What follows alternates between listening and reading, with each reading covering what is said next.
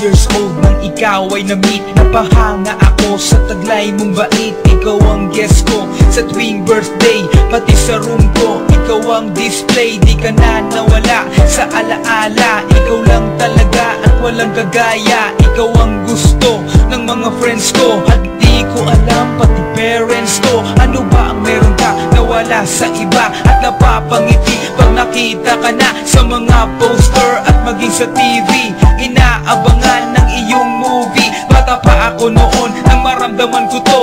Ayoko ng iba, ikaw ang gusto ko. At sa aaminin ko, maniwala ka, mas gusto kita kaysa kay Darna. You were always gonna be mine. It's so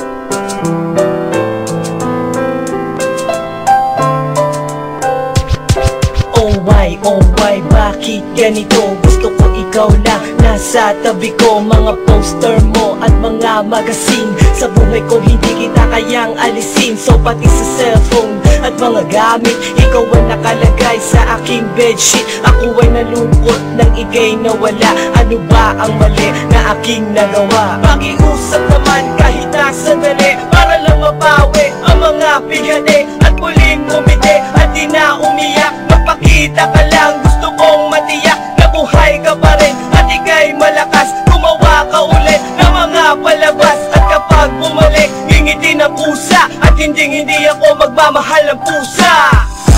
You were always gonna be mine. It's so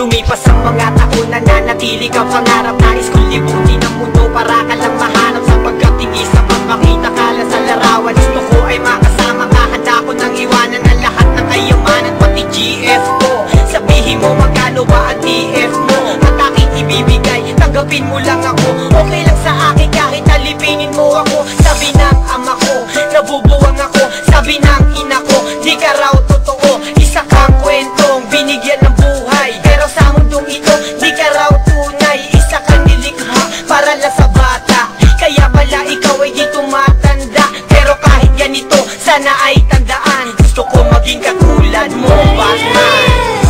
You will always be inside my heart. It's so long,